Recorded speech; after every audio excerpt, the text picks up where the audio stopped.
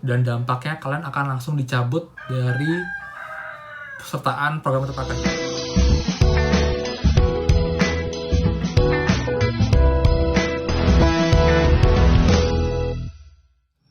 Hai semua, kembali lagi di channel Arawan Agus. Jadi buat teman-teman yang baru join atau baru nonton channel ini, buat teman-teman, channel ini adalah channel yang membahas banyak hal tentang program kartu prakerja.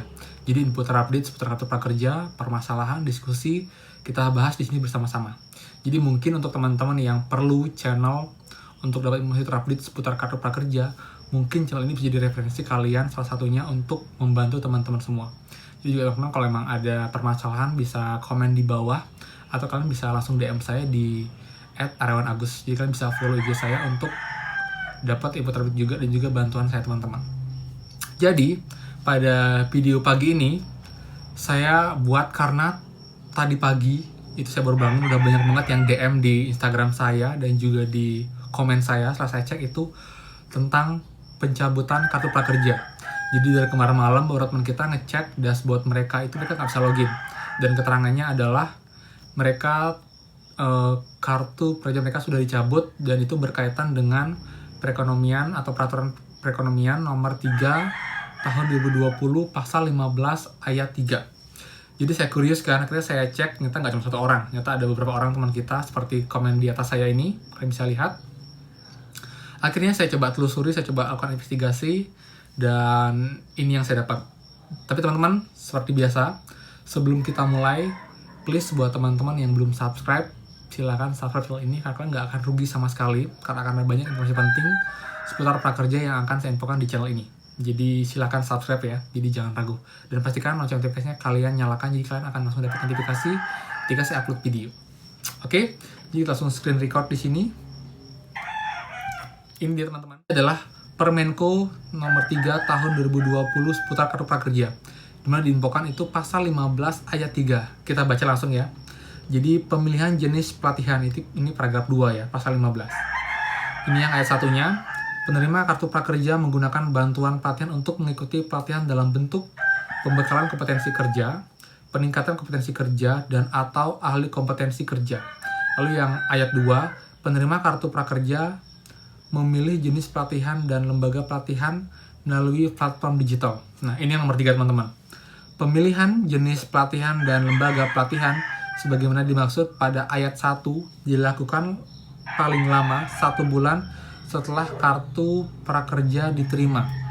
Jenis, lalu yang ayat 4, jenis pelatihan dan lembaga pelatihan yang telah dipilih oleh penerima kartu prakerja tidak dapat dibatalkan. Jadi sebenarnya sih agak bingung ya.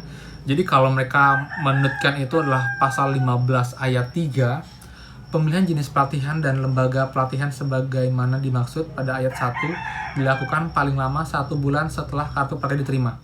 Jadi banyak teman kita yang bahkan insentif tahap satunya sudah cair, yang artinya dia sudah ikut pelatihan itu bahkan kurang dari sebulan mereka dapat kartu prakerja. Jadi misalnya ini agak sedikit nggak sesuai ya sama apa yang diinfokan di pasal ini dengan pencabutan prakerjanya. Tapi teman-teman, setelah saya cek lagi pasal lain dan berikutnya, saya dapat pasal 19. Ini bisa kalian lihat juga. Nah, ini dia. Penerima kartu prakerja yang dengan sengaja tidak menyelesaikan pelatihan dicabut kepesertaannya dalam program kartu prakerja. Ayat 2, dalam hal penerima kartu prakerja dicabut kesertaan sebagaimana dimaksud ayat 1. Lalu, bantuan pelatihan yang tersisa dalam kartu prakerja dikembalikan ke kas negara dan penerima kartu prakerja tidak dapat mengikuti kembali program kartu prakerja. Jadi menurut saya adalah pasal yang nomor 19 ini yang sebenarnya lebih cocok ya dengan keadaan yang sekarang di mana mereka itu dicabut dari kesertaan dikarenakan program pelatihan. Jadi ini berkaitan teman-teman. Jadi setelah saya pelajari juga, lalu saya mencari informasi dari teman-teman kita yang dicabut, itu sebelum mereka dicabut itu adalah status mereka itu gagal seketika. Jadi misal nih, kalian sudah cari insentif yang pertama ya, tiba-tiba insentif kedua, ketiga, dan keempat kalian itu langsung gagal notifikasinya. Ini adalah indikasi awal bahwa program pesertaan kalian itu kemungkinan besar akan dicabut. Dan saya juga sedang bertanya sih untuk teman-teman ini, apakah mereka sempat beli pelatihan tapi nggak diambil dalam kurun waktu mungkin lama, mungkin sebulan atau mungkin beberapa hari sampai expired, yang mungkin itu juga yang membuat mereka dianggap tidak serius ya. Jadi sudah beli pelatihan tapi tidak diselesaikan. Jadi saya indikasinya itu sih. Dan sekarang pun belum dijawab nih teman-teman. Jadi saya masih coba tanyain, tapi saya yakin 90% itulah penyebabnya. Karena berkaitan antara pelatihan dan juga pencabutan kepesertaan. Jadi kalian bisa lihat di sini ya. Cuma kartu prakerja yang dengan sengaja tidak menyelesaikan pelatihan dicabut kepesertaannya dalam program kartu prakerja. Jadi ini benar berkaitan sama pelatihan. Jadi buat teman-teman yang sudah terlanjur membeli pelatihan, kalian wajib selesaikan pelatihan tersebut. Kalau tidak, kalian mungkin akan dicabut dari pesertaan program kartu prakerja. Saya juga sempat cek di faxnya kita ya, di prakerja di sini. Ini saya cek juga sih, kan juga menjadi acuan kita ya. Tapi di sini saya cek itu nggak ada sih berkaitan yang itu sih. Jadi dalam hal pembelian atau biaya pelatihan, di sini dia nggak mengingatkan tentang hal itu. Jadi di sini hanya bagaimana jika saya gagal menggunakan pago saldo di platform digital.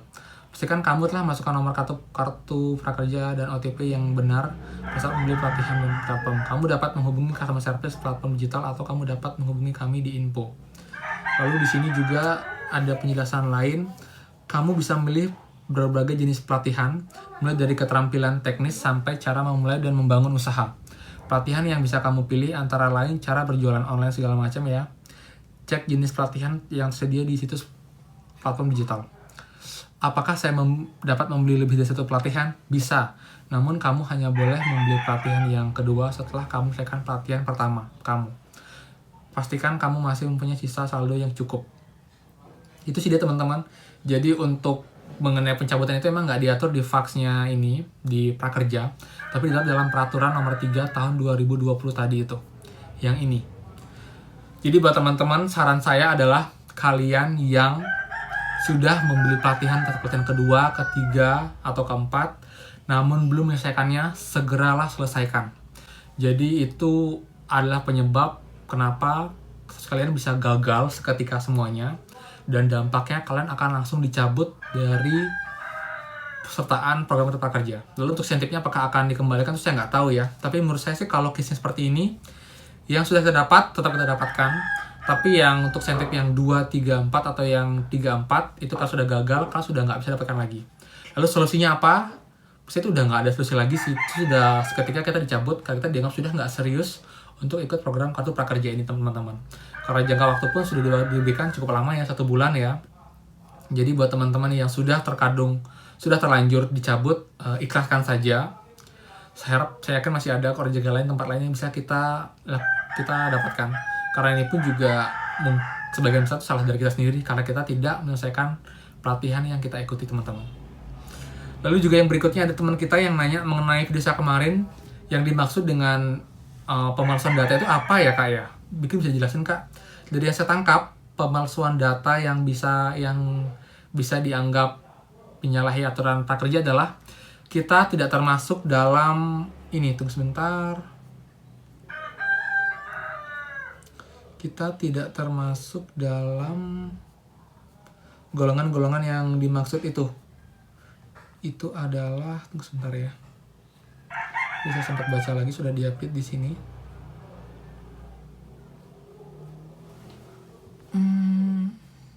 Nah, ini teman-teman. Jadi yang masuk pemalsuan data itu adalah kalau kalian adalah salah satu dari ini, yaitu pejabat negara, anggota dewan, ASN, TNI, Polri, atau kepala desa, perangkat desa, atau dari komisaris, dan kalian tetap ikut kartu prakerja dan ketahuan. Itu dianggap kalian memasukkan data diri kalian. Lalu, untuk teman-teman yang bilang, Kak, KTP saya statusnya di KTP masih mahasiswa. Apakah itu juga dianggap pemalsuan data? Tidak, teman-teman. KTP saya pun, kalau kalian bisa lihat, ini, itu juga masih mahasiswa. Tapi saya nggak ada masalah kok, karena itu emang dia buatnya tuh 5 tahun lalu, sebelum saya bekerja. Jadi saya masih mahasiswa. Jadi itu nggak jadi masalah sih menurut saya. Karena kita juga bisa cek, itu KTP kan juga nggak hari ini kita buat kan. Jadi mungkin sudah 2-3 tahun lalu, di mana saat itu kita masih sebagai mahasiswa atau sebagai pelajar. Jadi KTP bukanlah sesuatu yang jadi masalah ya. Tapi di mana kejujuran kita saat kita membuat pernyataan itu. Di mana kita sekarang udah di-update lebih lengkap lagi teman-teman. Jadi itu sih yang saya bisa berikan ke teman-teman untuk kepastiannya. Dan mungkin itu aja sih untuk info terupdate pagi ini dari program Kartu Prakerja. Jadi buat teman-teman yang statusnya dicabut atau gagal seketika yang tahap 3-4-nya, bisa komen di bawah dan saya curiga nanti ujung-ujungnya pun kalian akan dicabut untuk kesertaannya. Jadi buat teman-teman yang masih ada beli pelatihan dan belum selesaikan, segera selesaikan teman-teman. Itu yang saya sarankan buat teman-teman agar menghindari proses pencabutan kepesertaan program Kartu Prakerja ini.